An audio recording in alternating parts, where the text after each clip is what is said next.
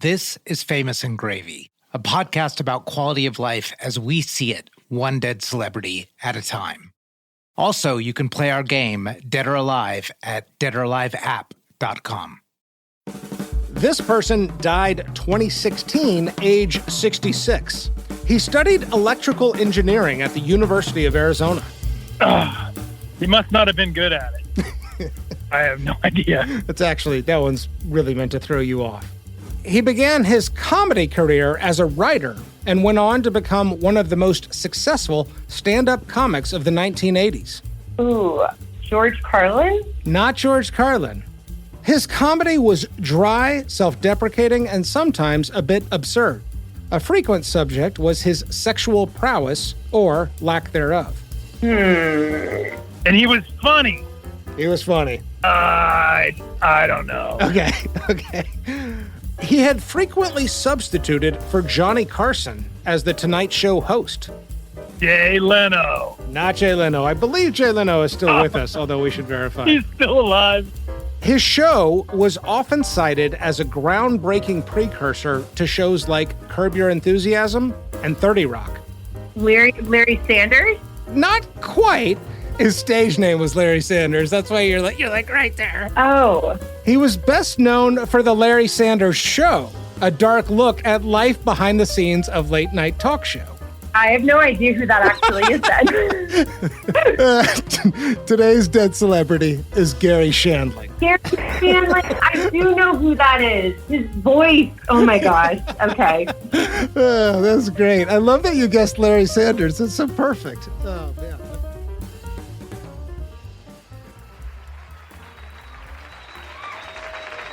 See, you're too hot. You're too hot. You're great. Well, let's start with this. Now, how many people have seen me before? Just applaud people who have seen me before. All right. There goes that material. Great. Now I write every day. Those of you who know me, I write new material every day, and I keep it fresh, so we're all right. So what do you think about this Watergate thing?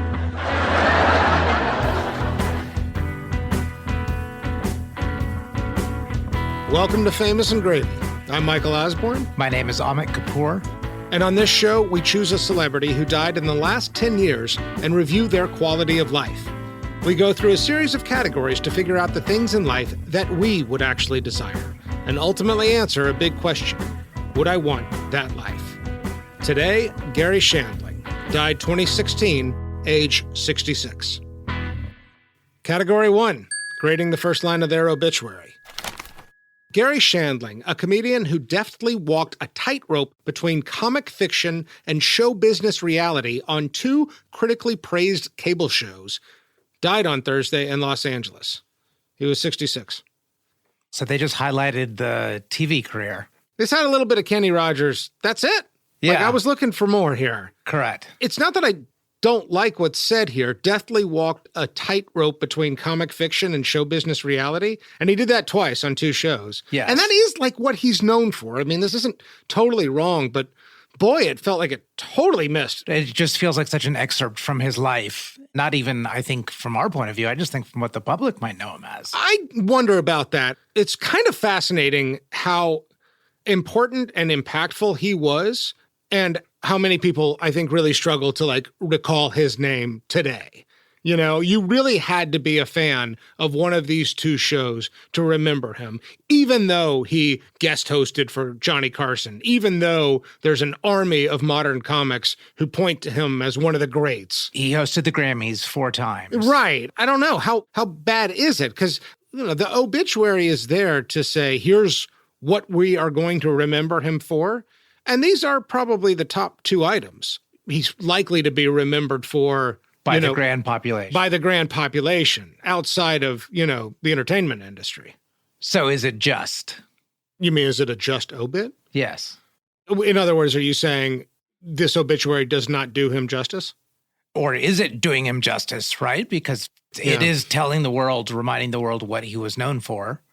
I mean, I don't think it does. I think it absolutely doesn't do him justice. Think about the Maurice Sendak obituary, right? Where people really struggle to remember his name. He's kind of known for one thing, yes, Where the Wild Things Are, yet that obituary puts him at, one of the greatest children's artists and illustrators of the 20th century. You could easily have said that about Garry Shandling. What's missing is how much he actually ushered in. Yeah. That he created this entire new genre of not only cable television, but of types of sitcoms and comedy and types of stand-up. 100%. I mean, the rest of the obit points to, Entourage and Curb Your Enthusiasm and 30 Rock as sort of like having a relationship to the Larry Sanders Show. But the Larry Sanders Show, I mean, other people will make the argument that this is the show that ushered in prestige television. That HBO, if you look at their programming before 1992, it was like First and 10 and Dream On and not necessarily the news. Like they didn't know what they were doing. Yes. And then Larry Sanders comes along and is really groundbreaking, really deep, really story rich, becomes this, one of these institutions that is like churning out talent, both on the writing side and on the acting side. And then after that, a few years later, you get The Sopranos and Right. The Wire and everything else that has made television so great. That HBO pioneered that, and it starts with Larry Sanders. All they say here is critically praised cable shows. That totally undersells its impact. Right. And you said, it's alluded to later in the obituary, but I think what we are saying is that the first line is missing a nod to the groundbreaking that he did. And it's also missing to me a character trait. He's very oftenly known as like the Buddhist comic, right? The one who meditated. There needs to either be some nod to the kindness or to that side of him. Yeah. I think you and I are both trending towards a low score here. I think so. I kind of think I want to give it a 5. I was going 5 also. Were you really? Yeah. I also think it's sort of hard. Some of the things we pointed to a second ago, the Buddhist comic, the great impact. I mean, I think there's a way of doing it, but I think it is harder. You know what? I'm going 4, man. I'm going 4. Taking it down? Yeah, I'm taking it down. The more I talk this out, like this was knowable, and it wasn't that hard to see the outpouring, to sort of read the tea leaves.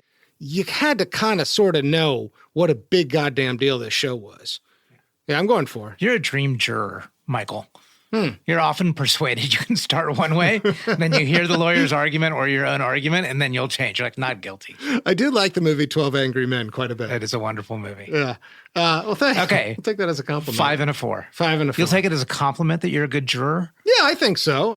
I like to think I'm weighing out lines of evidence and I'm talking a thing out. I mean, Jesus, what the fuck is this show about, if not that? Category 2? Mm-hmm. Category 2. 5 things I love about you. Here, Amit and I work together to come up with 5 reasons why we should be talking about this person, why we might love them. I wanted to give you the opportunity to start this time. I'll start with number 1, the Sunday basketball game. So Garry Shandling built this house in the early 90s. It included a half-court basketball court. That sounds very strange, but that's how you describe it.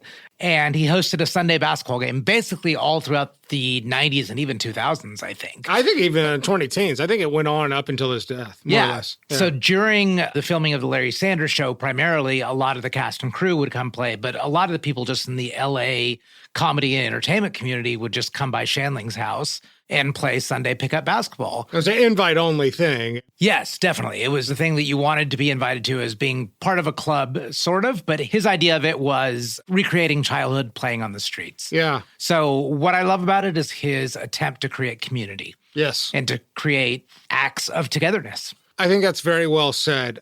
Mark Maron asked him about it on his show. And Maron was always like insecure because he kind of wanted to be invited, but he didn't know how to play basketball. And Garry Shandling's like, well, I'm glad you didn't, because with that attitude, it wouldn't have been a fit and you would have made it awkward. Because it was pretty good basketball. Yes. I mean, Duchovny was a regular and he played at Princeton. I mean, I think Sacha Baron Cohen, Jim Carrey, like Kevin Nealon, like, I mean, the list of who played there is... Judd Apatow talked about playing there. Sarah Silverman played there. Apparently, she's not a bad baller. Yeah, that's what I heard. I mean, I think it was a thing of curiosity to people, like who's on Garry Shandling's basketball court. But I also think you're very right in that it had that singular purpose of, let's just play basketball. This isn't about climbing the ladder or trying to get ahead in Hollywood or anything like that. And if you make it about that, you probably won't be invited again. Yeah, it's just play. Yeah. And to me, it was ritual, it was community, and that's what I love about it. All right, that is a soft intro into Garry Shandling. I'm going to go bigger. I got to get the thing off my chest that's really stands above anything else I might put. So I'm going to take number 2. Yes. Lifelong commitment to meditation and spirituality. Okay. He was into Zen and meditation and wellness and vegetarianism even way before it was in vogue. Like, he found meditation at a very early phase of his life, and his commitment to it looks to be serious, if not like a full body and full life dedication to it. He had, Buddhist monks speaking at his funeral. The Judd Apatow documentary was called The Zen Diaries of Garry Shandling. But it looks very sincere and very committed and very real, and I think maybe the single most important thing about him. Really? He once said all of his comedy springs from his meditation practice. I think that's really cool. There's a story in 2003, he traveled to D.C. to introduce this Buddhist monk to congressional members. There's a good joke I like here. He said, referring to Thay, who's one of the monks he was traveling with, he joked, "He's a special man who has helped millions with their suffering through teaching them mindfulness. But he doesn't know real suffering because he hasn't dated as much as I have," which I think is great. Okay, what am I trying to say with all of this? I think that the discipline to do it and the anchor to return back to it and to have it as something you're doing really for your whole life that doesn't seem to wax and wane that much, I love that about him more than anything else.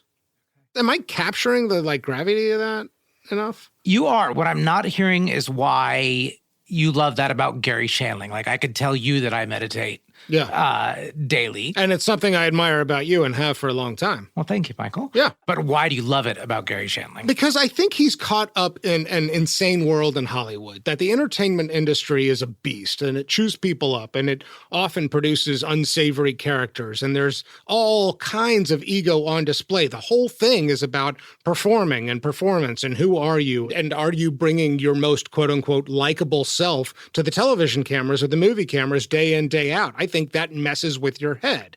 And I think that well before anybody else saw how important it was to remain grounded and to check in on your ego and to try and let go of, material attachments and all the other stuff that comes with Buddhist thought, I think he locked in on that and doubled down on it as time went on. That's an answer, my friend. Okay. That's a good answer. Okay. Yeah, and I think this is going to come up in later categories. I see it as so need-based.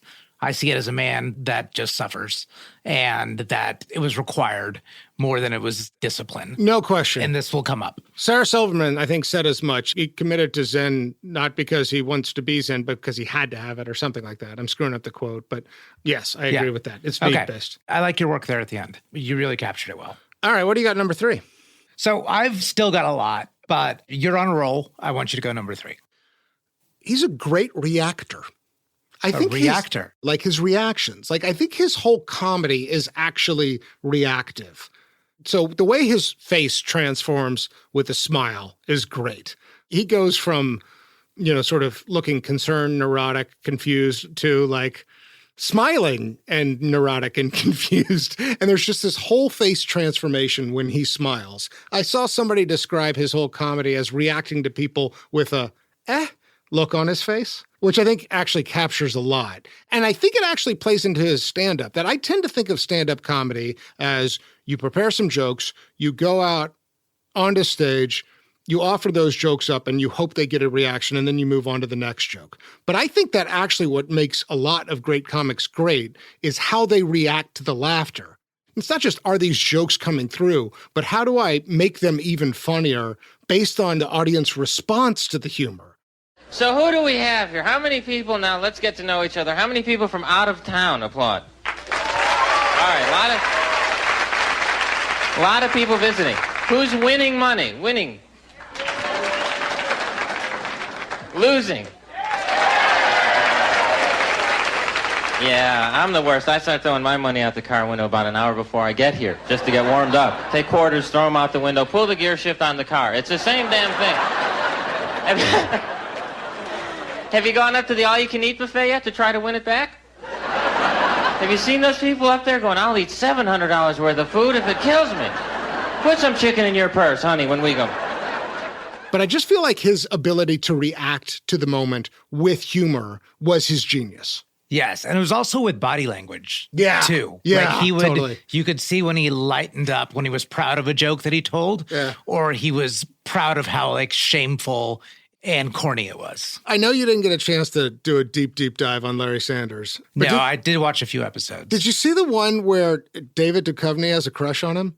That one was highlighted in the documentary, so I did see that part of it. There's a scene where, like, Duchovny reaches out his hands and starts, like, stroking Shandling's cheek. His face in that, like, oh, my God, what's happening? That encompasses what I'm talking about. Like, that reaction was so frickin' priceless. Oh, so good. And I can wedge something in here because this was on my 5 things, but I think it fits perfectly well with what you just said, is the man learned to act. And a lot of stand-up comedians that are given sitcoms, they do a terrible job of acting. Seinfeld was notorious for this. They're not great actors. Yeah. But a guy like Garry Shandling had the natural ability to react, but he also learned to act. Yeah. So that he was combining both the discipline of acting with his natural ability, and it just ended up in perfection like that Duchovny scene. Yeah. Let's leave it at that for number 3. Great reactor. Okay. So number 4, I'm stealing one from the Michael Osborne playbook. Oh, wow. You said this, I think, about Maurice Sendak, and I'm going to say this about Garry Shandling, is relation to myself. Oh, my God. I'm so glad you brought this up. I made a list. So did you? I mean, we'll get there with some of this, but it's a lot. But God, the more I read and the more I saw, I was like, that's me. That's me. Can we That's talk me. about this for a minute? Tell me about, like, where you found points of comparison. Okay, biography point number 1. His dad owned a fucking print shop. I had that. Yeah. My God.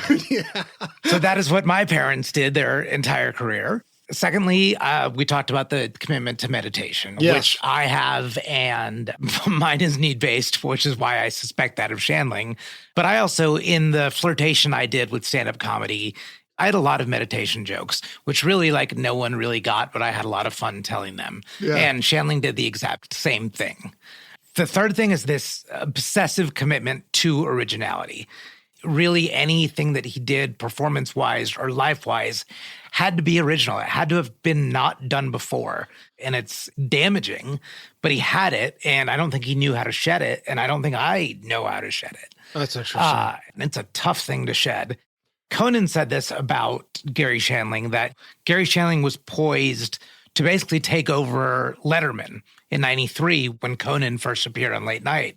And they actually offered it to Shandling before Conan took it. That's right. And when Conan was interviewed, he said, it was never right for Garry because he's far too committed to the originality of the art. Yeah. If he has to go up there and host a talk show and do a set every night, he is going to hate it because that is not original.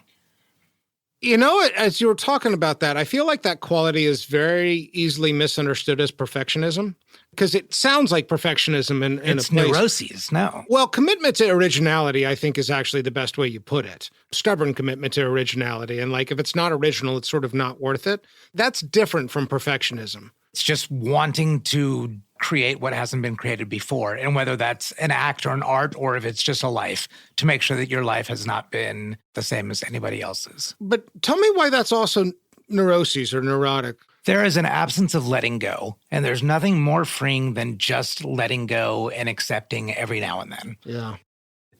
What did I miss in the parallels between Garry and Amit? I hope this comes out the right way. Unconventionally attractive. Really? I think so. I think you're an attractive man, and I think Garry Shandling was an unconventionally attractive man. Have you validated this with women? Did you, like, take a I'm not going to tell survey? you. I'm going to get them to pass you notes in class. Okay. All right. I did want to say one thing about meditation humor. Did you see the exchange he had with Ram Dass? I did. There was a joke. He says, I've been meditating for 35 years, so I can meditate until my mind is pretty empty, pretty blank, but then there's no one to blame. Yes. And he says the first time anybody laughed at that was when Ram Dass. And Ram Dass cracked up. Yeah, totally cracked up. And he said, now I have an audience for my meditation material. And Ram Dass replied, humor is great in spiritual work. It gets you there.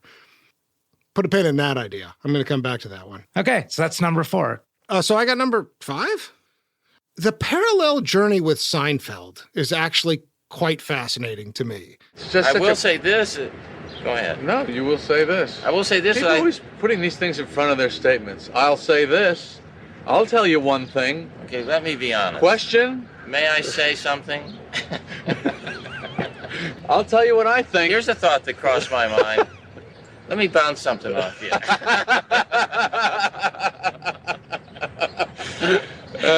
There's a good little chunk. Yeah, that's a good That's little a good chunk. I don't want That's it. for the doubles act when we go out. They're both neurotic single Jewish men with an eye towards situations where the social norms are not apparent. You know, I've heard Seinfeld describe his show as like we were always attracted to situations where it was just not clear what you're supposed to be doing there and how you're supposed to be reacting. One of the last things Garry Shandling did that was public facing before he died was Comedians in Cars Getting Coffee. Yes. And it had that unfortunate title. The name of the episode was "It's Great That Garry Shandling is Still Alive." Then he died like 2 months later. Oh, wow. Yeah. But I also feel like the way those two guys were friends, I love, but also how important they were for 90s comedy. And I really just feel like there's a great compare and contrast story to be told with them in terms of where the similarities and where the differences and how did they impact the industry and what did they mean to other comics. And also what did they do that led them up to the shows that were perfect for them? And then what did they do after that? I guess all of this kind of gets back to groundbreaking humorists. But I feel like if you couple him with Seinfeld in a way, it begins to reveal a lot of things about the world that are really funny. Because Seinfeld is so relatable to everybody. Yeah. Seinfeld is so huge. Yeah. What it really says, too, is that Shandling was just barely not Seinfeld. Right. You know, like without these like hang-ups and neuroses, perhaps he would be the most famous, richest comedian of all time. Yeah. There's actually one other thing I want to point to with the comparison that gets back to the first line of the obituary, the tightrope between comic fiction and show business reality. Jerry Seinfeld. That is the description of the Seinfeld show. Right. They're both really playing with this idea that's sort of surrealist of playing a version of themselves on television. I mean, there was even somebody in the quiz who guessed Larry Sanders as if that was a real person. It was so close to Garry Shandling that Larry Sanders feels like a real person. Yes. But even more than that, I think the Seinfeld comparison is interesting because people are going to remember his name long after he's dead, I think. And already people are like, wait, who's Garry Shandling again? If you had said who's going to be the bigger, more famous person for time in memoriam back in 1985 or 86, I think they would have said Garry Shandling, hands down. Yes. His star just seemed to be rocketing up so much faster. Yeah. You know, I think he was just a few neuroses away from being Seinfeld. I agree. I think that's a really good way of putting it. Yeah. I think a good way to wrap up this point, which I almost had as my Malkovich moment, was the opening of that Comedians in Cars Getting Coffee, where, as Shandling opens the door and walks out, the very first thing he says to Jerry is, "I love you." And Jerry just says, "I love you." And they embrace. Yeah. I sensed so much authenticity in that moment. I agree. I did too. Let's recap the 5 things. So number 1, we had basketball as ritual and community. Basketball as ritual and community. I had lifelong commitment to Buddhism. Number 3, I had great reactor and reactions. Number 4, we had Gary and Amit. Gary and Amit. And number 5, we had Gary and Jerry. Okay. Category 3, Malkovich. This category is named after the movie Being John Malkovich, in which people take a little portal into John Malkovich's mind where they can have a front row seat to his experiences. Would you mind going first? Yeah, I don't mind going first. Okay. So in the late 70s, he was a rising stand-up comic. And back then, the way you know that you made it or what launched your career is once you make it on The Tonight Show. So he finally made it on The Tonight Show with Johnny Carson. He did a set and he knocked it out of the park. Yeah. He killed it. He did a perfect set. He knew he did a perfect set. I was camping up in Sequoia National Park, and I'm Jewish, and my friend said, "Hey, Jewish people don't camp." And we do. We just have it catered. That's all. And so I'm out in the country, I'm driving my car, and there's a cow on the side of the road. Now, we've all done this because we're mature adults. When you see a cow on the side of the road, you stick your head out the car window and go, "Moo."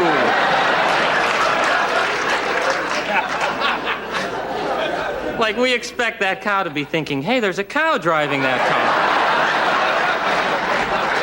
car. How can he afford that?"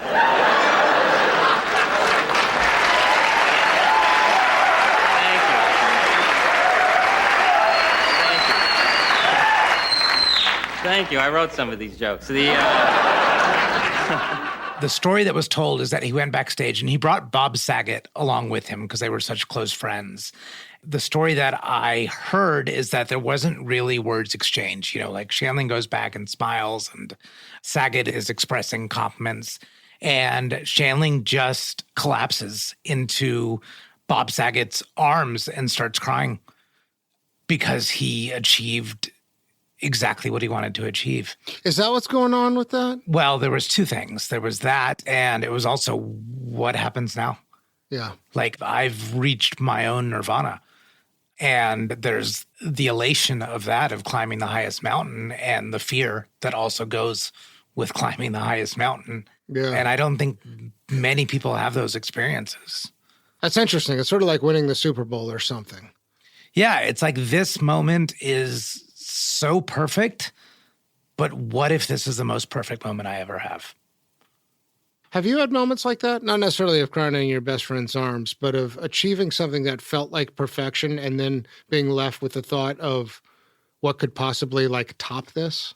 Yeah, I don't know if I've had exact moments, but I've had prolonged experiences that have been so good and I felt so lucky. And then I'm like, well, shit, what's the rest of life going to be like? Do you have an answer for that? I have a little bit of an answer that I'm not completely comfortable with, and that answer is in not knowing. Nothing is written and nothing is prescribed, and you have no idea what the greatest feeling you'll ever feel is. And the whole idea of it being the greatest feeling you've ever felt is that you can't imagine it.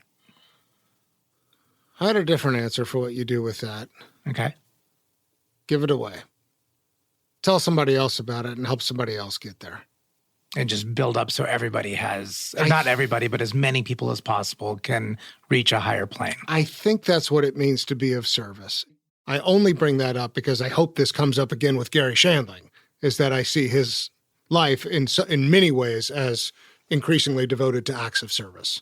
Yeah. I mean, if you just look simply at the careers he launched. And actually, that might segue into my Malkovich moment. Let me ask this question. The Conan O'Brien story of when Conan got ousted, I think there is a really important data point for the idea that Garry Shandling learned what to do with that feeling, which is when Conan O'Brien got ousted from network television and lost his show. Conan O'Brien is all distraught, goes to Hawaii with his family. While he's there... And suddenly the phone rang, and I heard a voice. And it's an unmistakable voice, and it said, "Conan, it's Garry. I'm staying 3 doors down. We're on an island. There's no avoiding me." And Conan tells this great story about how he spent the week with Garry Shandling talking about Buddhism, talking about Eckhart Tolle, talking about, what to do. Because, at that point, Garry Shandling knew, nobody else in the world can help Conan but me. Who else knows what it means to lose a show you love and what it means to be a talk show host? I'm 3 doors down. And even though once upon a time I was offered this job, I'm here to help you, Conan. And then Conan tells this hilarious story, how they go on a hike and watch this sunset. And we're both watching the sun go down. I turned to Garry and I said, "Garry, this is the most romantic moment of my life, and it's with you."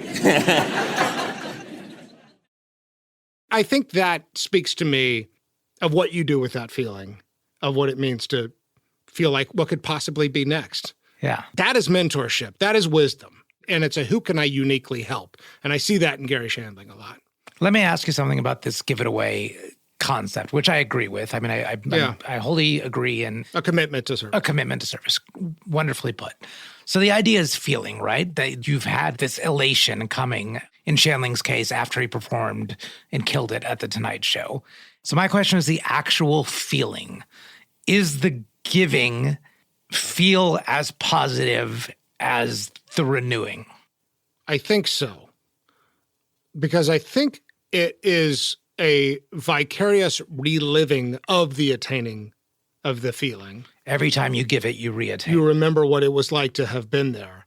But it is also, because it is an ego-less gesture, it's infused with depth and with richness and with a deeper meaning. Yeah. It means even more than to have attained it yourself. My Malkovich moment? Your Malkovich moment. He told a story on Letterman once where he's at home and he's watching Letterman and he's kind of drifting off and he didn't realize it was a rerun. and he's sort of like falling asleep. And he comes on a previous guest spot on Letterman. And he hears this voice as he's nodding off and doesn't immediately recognize it as his own. And he's like, who is that whining, annoying voice? I went, oh my God, is this what the audience thinks? And I was in that half-conscious state, where you can kind of hear what's going on in the room. And this guy's whining about his girlfriend and his hair. And I'm going, this is a nightmare. This is a nightmare. And I woke up thinking, oh, it was just a nightmare. And then I looked at the screen and it was real. It was me.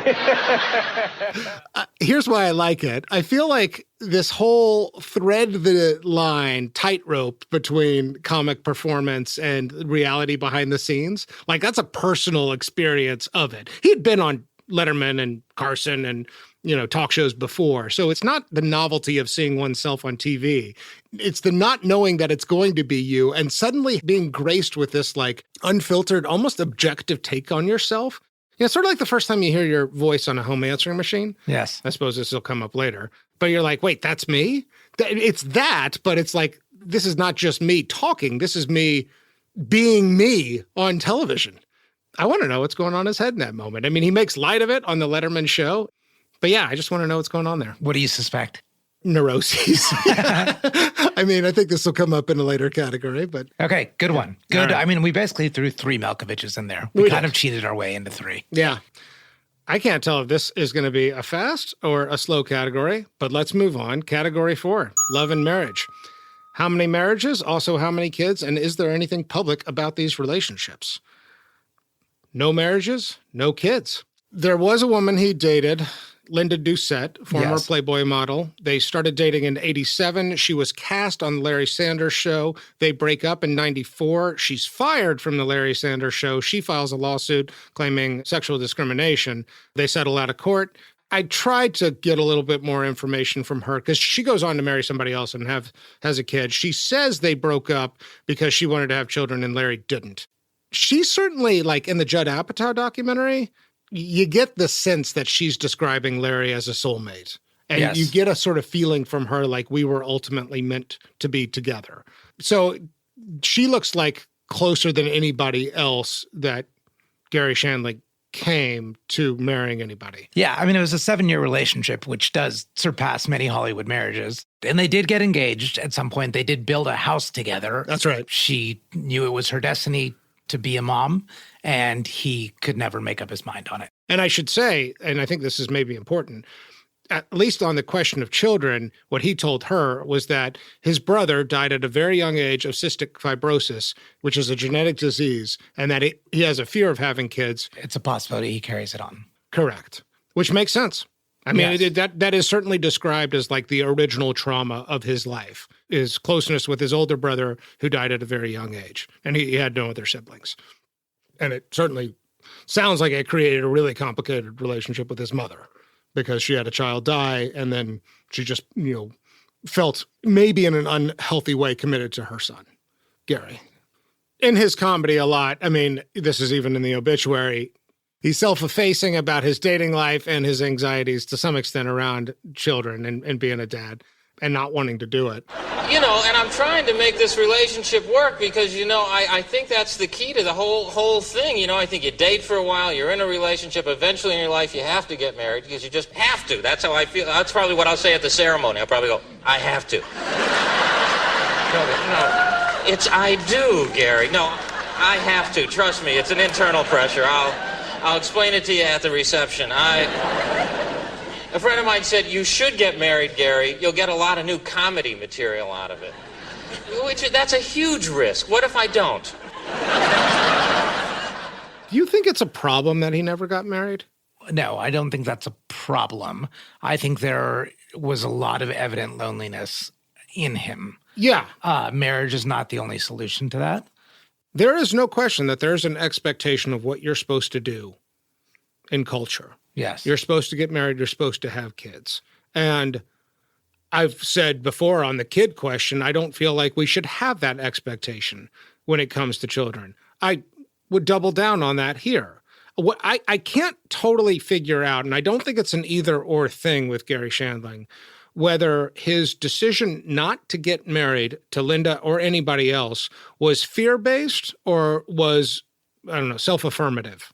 But I feel like whatever is true, like it needs to be possible for people to say, I'm not meant to be married. And I am still fulfilled. And I'm still fulfilled. Exactly.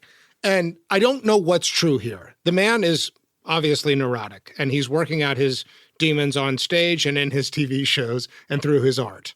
And so there's clearly fear and discomfort around the idea. It's one key area of my material in my life. Any struggle of the human spirit and any struggle to find oneself. And I think that's what it's about. Is my life about getting married? Is it about continuing to work? Is it about getting approval from the audience? Is it about, and those are the areas that I explore. Mm-hmm. I've certainly heard you express at times like, I'm 44 and not married. I suspect there are moments where you feel like that is a quote unquote problem. But Sure. Do you also ask the question, maybe this isn't a problem? I do, but I'm looking for examples to where it's not. And do you see that here? That's the question. Do you see that with Garry Shandling? I don't, because I still see loneliness in him. Yeah, but there's loneliness in everybody. I don't know that, as you said a second ago, I'm not sure marriage answers loneliness. Like, if he had a loving wife at his side with, you know, smiling pictures and People magazine or whatever, you know, all the way up until 2016 when he died, it might look like it's not lonely, but I don't know how seriously to take, you know, that alternative universe and that imagery.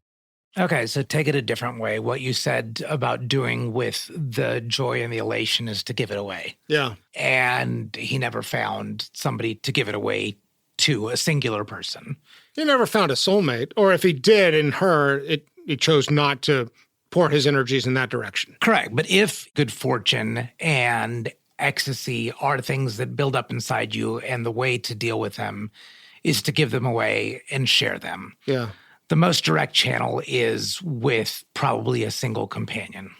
But I guess that's the point I'm trying to make, is maybe the most direct channel, but what does that mean? Why not have it be the people on the basketball court? You know, why not have it be the people backstage at the Comedy Store or wherever it may be? I just think that's where we are in modern times. It is, but I just wish, I don't know that expectation sometimes, I mean, I think it's a kind of a question of whether or not you believe monogamy is like sort of the natural order or something, right? Like it's supposed to be that way. I believe in monogamy and I respect it. It's important.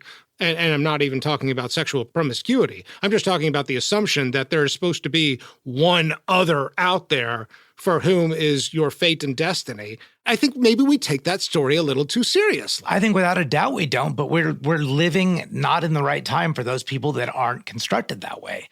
Because especially you take a guy like Garry Shandling living in LA. To me, the alternative to a single companion in marriage is a great built-in, nearby, proximate community. Yeah. We just don't have that structure. Yes, perhaps if he moved That's into not a small 100% town. true, though. We have churches, we have support groups, we have book clubs. I mean, we have places where there are communities I'm talking about constant surrounding community. I'm talking about a circle of tiny homes sitting around a common fire. You're talking about family.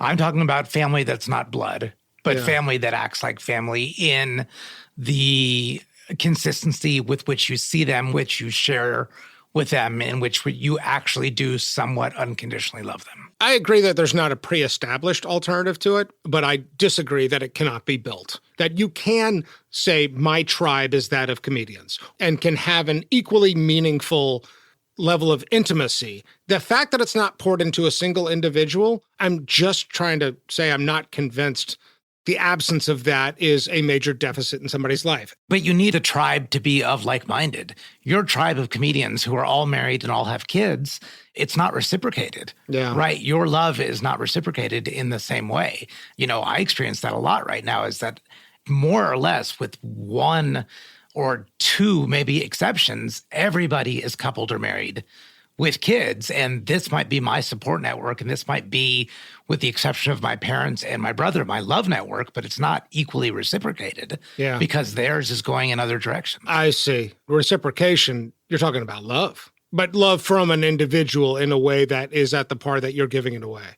Okay. That makes sense. I mean, I think what you're describing is the experience of loneliness.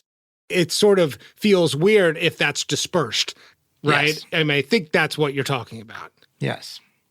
What more is there to say about Garry Shandling's love life? Well, he had hopes for it. You see the interviews in the 80s, and I think even after Linda, he did say there's a woman out there.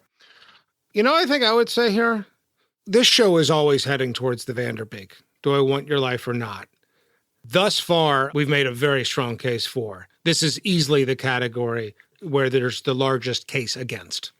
Yes. Okay. And there's very few, if you just do a Google search for single celebrities. Celebrities who never married. Who right? never married, yeah. It's a pretty small list, and he is on that list. Should we move on? Yeah. Okay. Category 5. Net worth. What'd you find? There was some trick math. Yeah, so I saw 20 million, but I don't think that's the whole story. What did you see? Well, I think he left behind about 700 grand actually in the bank. Liquid cash. Yes, but he established this trust, which may have had around 19 to 20 million in it. Yeah. There was a gift after death of around 16 million that he gave to various medical causes. Yeah. But the 700,000 was all that was left, quote unquote, to his name, which he gave to essentially his lawyer and longtime friend. I got to say, when I saw that number, I had two rapid fire reactions. The first was, wow, that's lower than I thought. And then as I sat with it, I loved it more and more. Yeah. I don't know where the extra money would have come from, right? I don't think the Larry Sanders Show was a windfall. And, he had a sort of in and out relationship with working the comedy clubs and so forth. But I liked that it wasn't a whole hell of a lot more. And maybe this is the story I want to tell about him being a sort of committed Buddhist and not, clinging to material things and attachments and so forth. So I loved this number. Yeah, I got to say it's higher than I thought. Really? Yeah, in the last 16 years of his life, he didn't have a big moneymaker. Yeah. Had he wanted more money, that was available to him. He could have shilled himself out easily after Larry Sanders Show, and he didn't. So it looks to me like a number he chose. Yes. I think that's why I liked it. Category 6. Simpsons, Saturday Night Live, or Halls of Fame. This category is a measure of how famous a person is. We include both guest appearances on SNL or The Simpsons, as well as impersonations. Okay, let's start with SNL. He hosted in 1987. Yes, you I saw don't that. get to be a host unless you're pretty top shelf. Yep.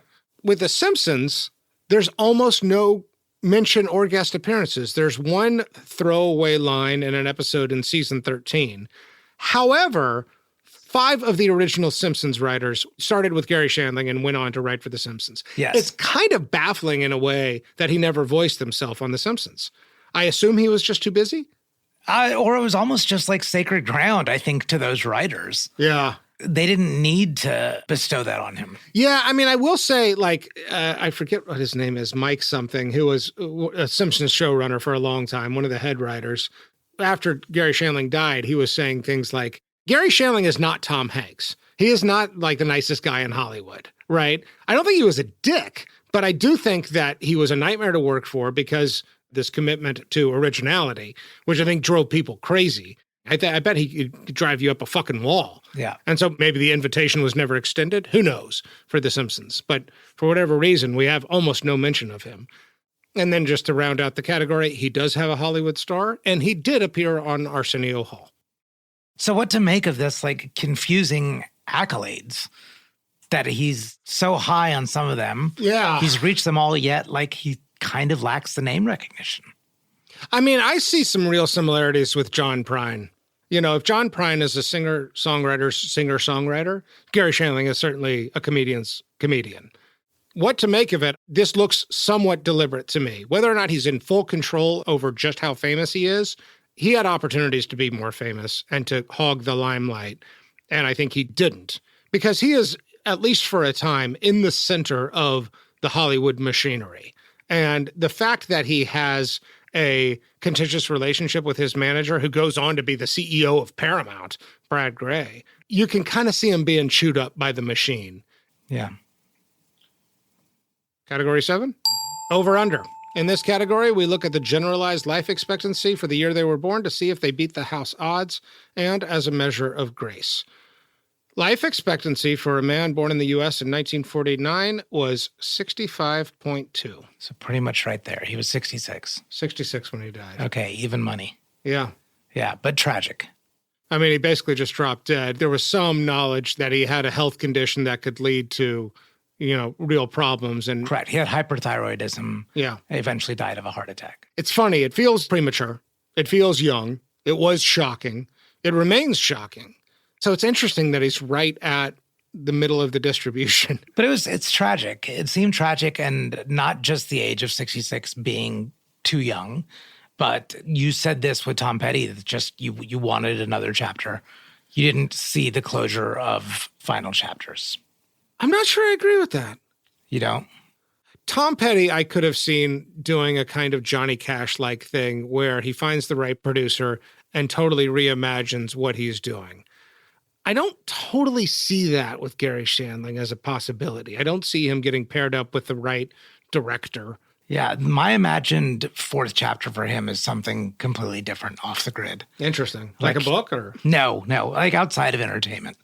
Is that he's teaching meditation to depressed college students. I don't know. To me, like the 21st century Garry Shandling is a little bit of a question mark. There's not too much out there. I do think that his commitment to Buddhism and meditation amplified as time went on. Would you call it spiritual? Yeah, it's pronounced spiritual. Thanks. I've been meditating far too long to be happy about anything.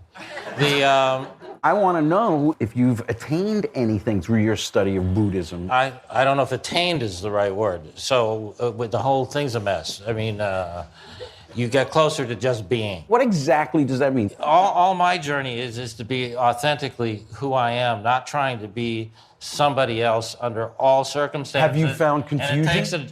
Sure, the whole world is confused because they're trying to be somebody else.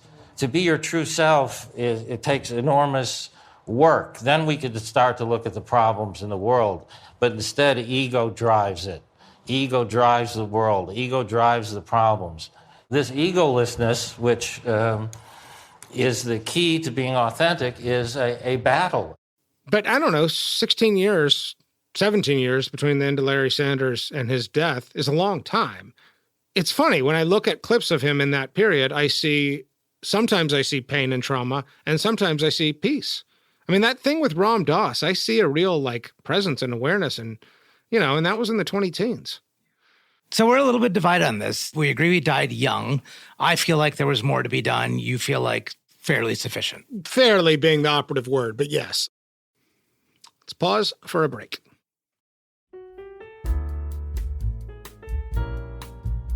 Michael, I want to talk to you about a void in my life. This is very famous and gravy. What's missing? It's in my liquor cabinet, Michael.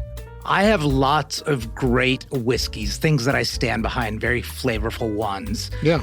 I don't have that in gin. I have good gins. Yeah. I have nice labels, but they all sort of taste the same. There's not the, oh my God, gin. I have great news for you. You have great news for me. I have great news for you. Have you heard about Linden Leaf Gin? Linden Leaf products? I have not, but I think I know how to spell it. I'm pretty certain it's Linden. Correct. Linden Leaf is the first spirits company to handcraft their ultra-premium products at the molecular level.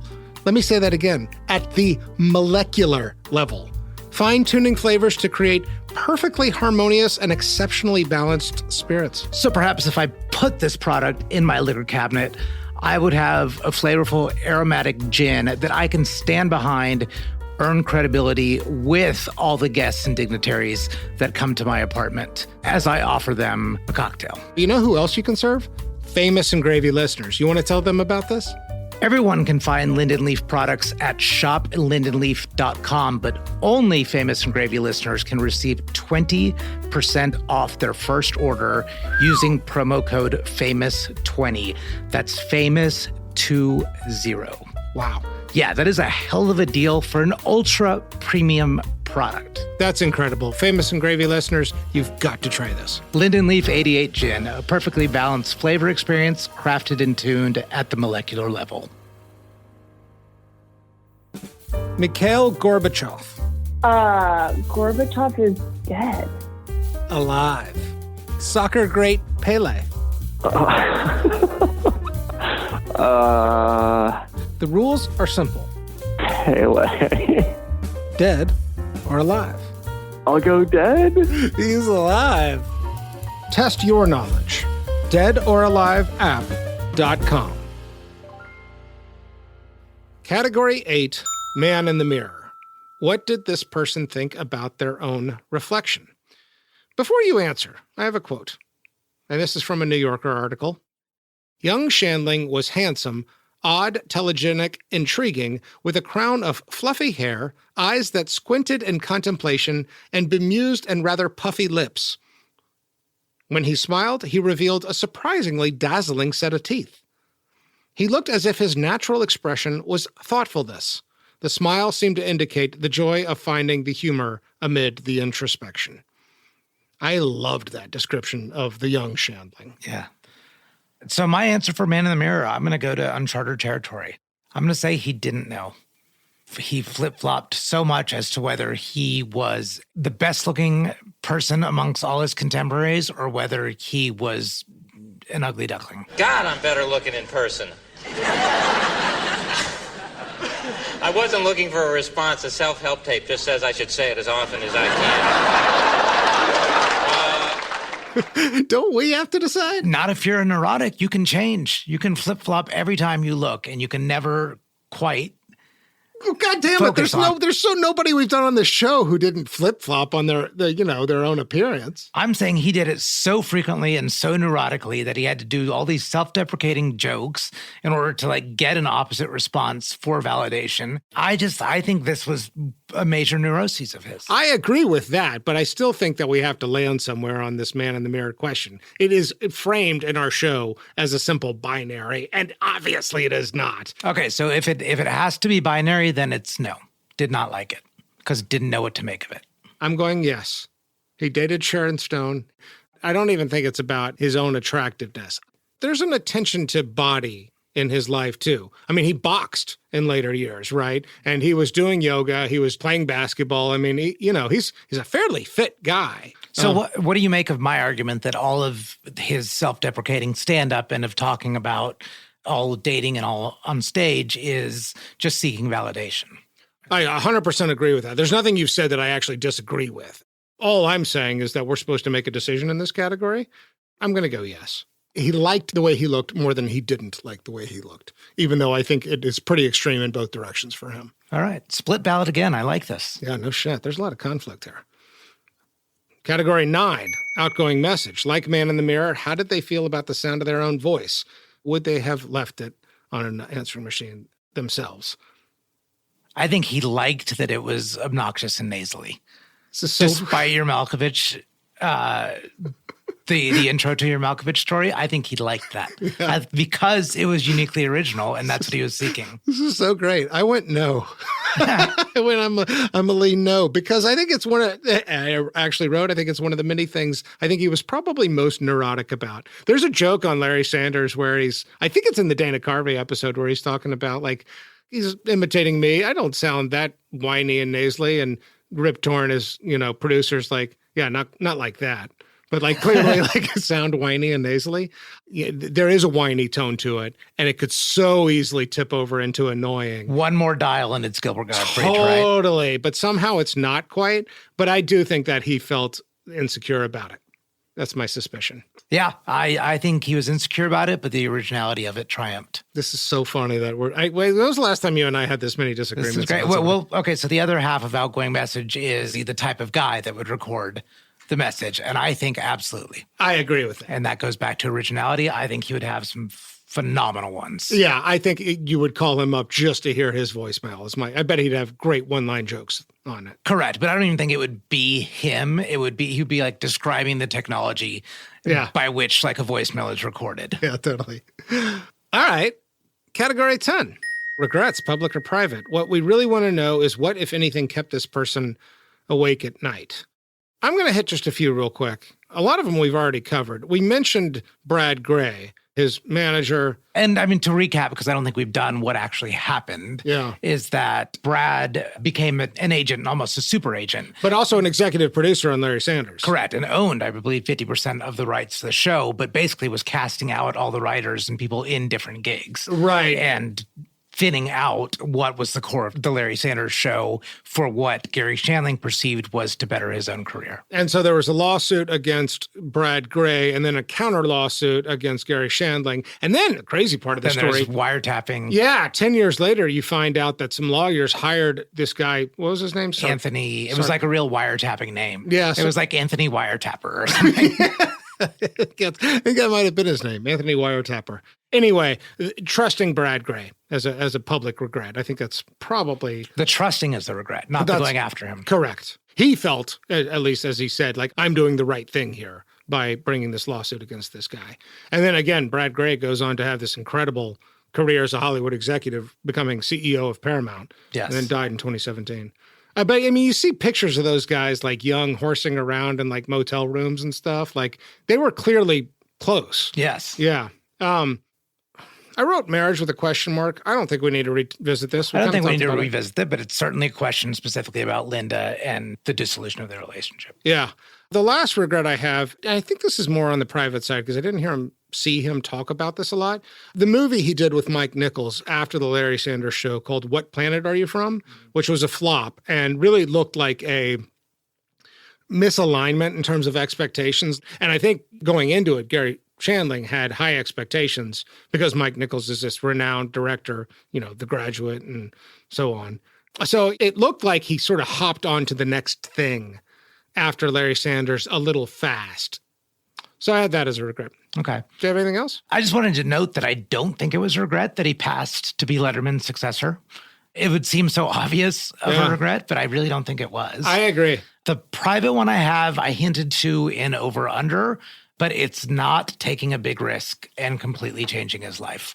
Always hanging around LA, and he may have been doing the private things, but I don't know, maybe just toiling away in Indonesia for a few years could have been something for him. Interesting. What you're pointing to here is perhaps he didn't go far enough. Yes.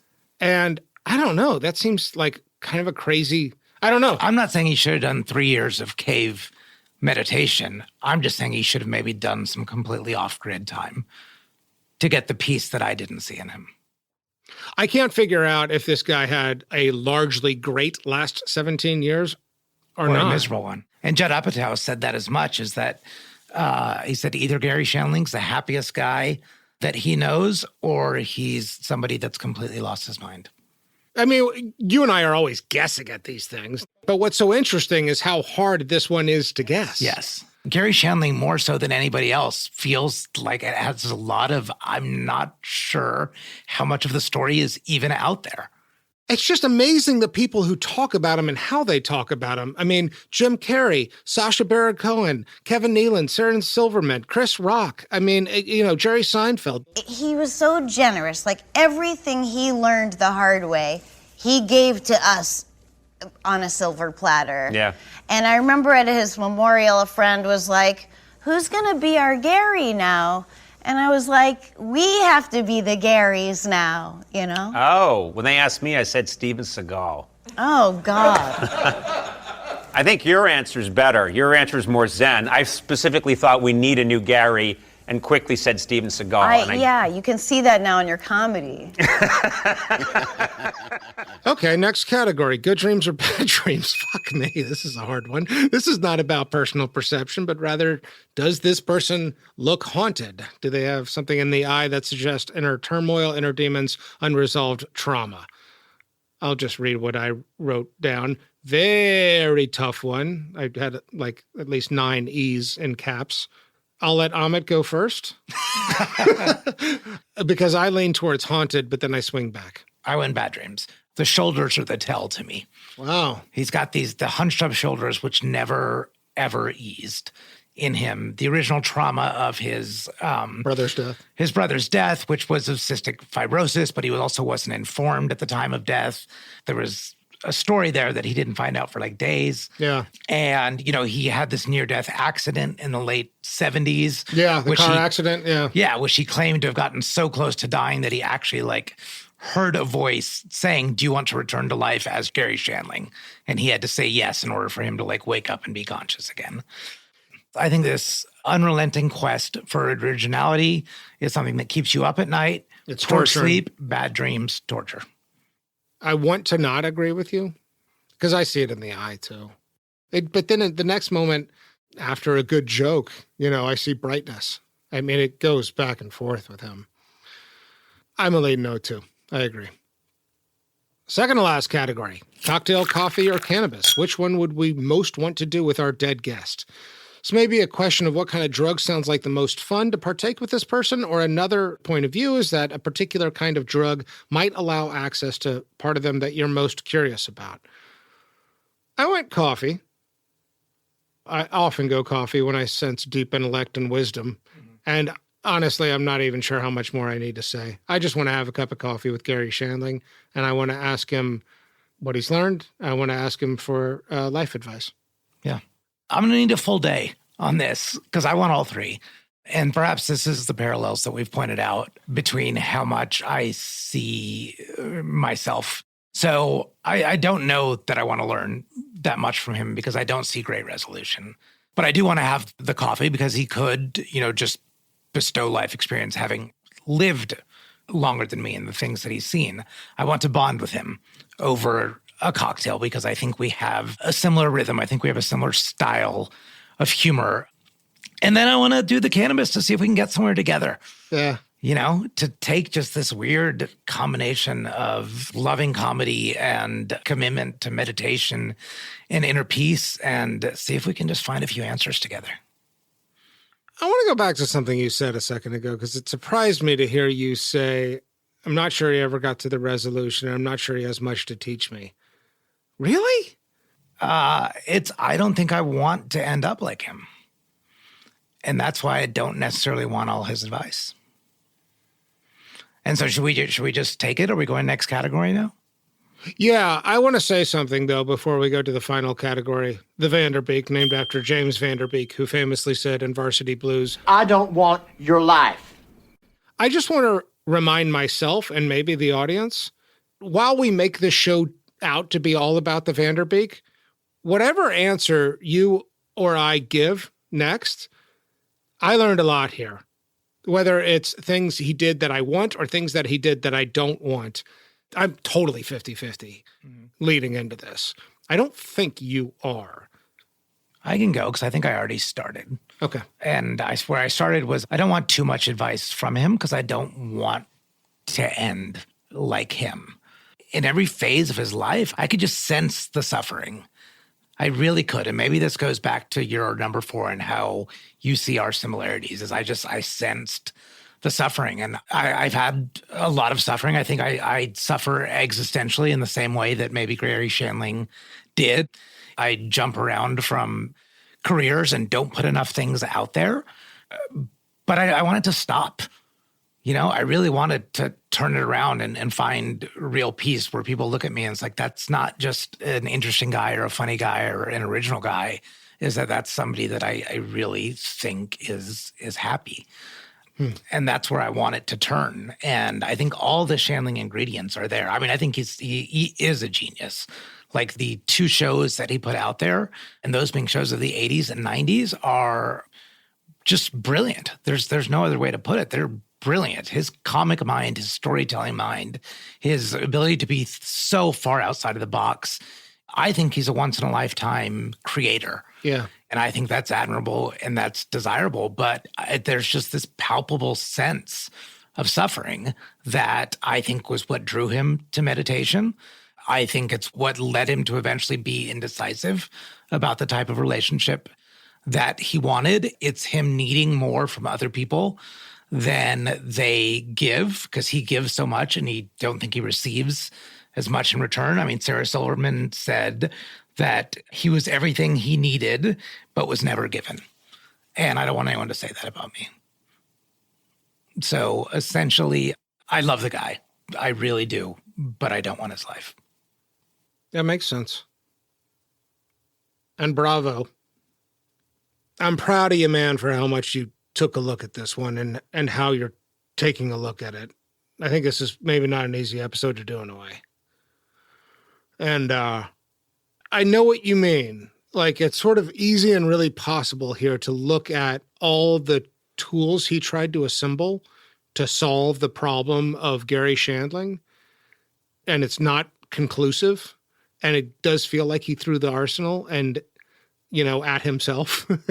and there is a question of what's left, right? I think I'm a yes. And it really does boil down to one very simple thing here, because my wife's going to fucking kill me for going yes on this. Maybe this is coming from a privileged place. I've got a soulmate. I've got a family. I've satisfied that criteria of expectation that society has thrust on all of us, right? And so it's easy for me to say yes, maybe. But what I see so thoroughly in him is the thing we pointed to earlier, the giving it away. A spiritual pursuit, as I understand it, is about ego deflation and acts of service and being there for God, if you want to use that term, and your fellow human beings. And when all other signs fail, with any other neuroses or inner pain or whatever, I do see him returning to that over and over again. And I just think that that is the ultimate life lesson. And I see it as not just a thing he did, but as the thing he did, as the accomplishment of his life. Whether or not that delivered him inner peace or not on his deathbed or anywhere else, it's just so unbelievably admirable to me that it's enough for me to go yes on the Vanderbeek. Because I know it's something I aspire to in myself, something I know I fall short of in myself.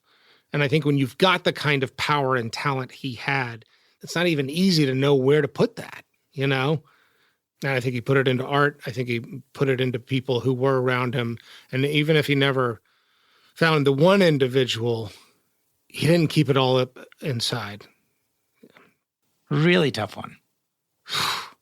Across all categories, not just in the culmination. Dude, I feel like I could do this whole episode again and have a whole different conversation. Yeah. Wow. I think you should do this. Ahmet, You are Garry Shandling. You've died. You've gone to the pearly gates with St. Peter. You have an opportunity for redemption into the afterlife. You have a chance to make a pitch. The floor is yours. Okay, St. Peter. So everybody back down there on Earth has some interpretation of how he passed through, and most of it has to do with selflessness. Just be selfless. Don't be selfish.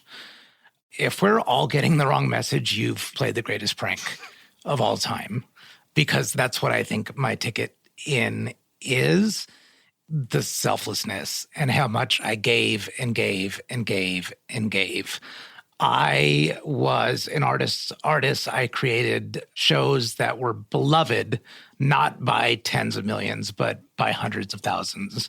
But I mentored and I taught and I took in and I played ball with the young ones who ended up being the masters of the populace, who made them laugh in the mainstream, on the edge, who reached literally every corner of the globe, every corner of the heart with the comedy and the entertainment they produced. And I helped them do it. I gave. Let me in. Thanks so much for listening to this episode of Famous and Gravy. If you're enjoying our show, please tell your friends about us. Help spread the word.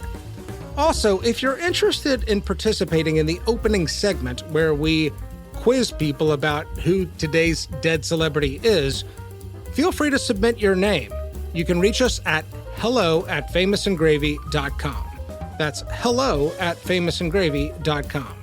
Find us on Twitter. Our Twitter handle is @FamousAndGravy, and we also have a newsletter which you can sign up for on our website, famousandgravy.com. Famous and Gravy was created by Amit Kapoor and me, Michael Osborne. This episode was produced by Jacob Weiss. Original theme music by Kevin Strang.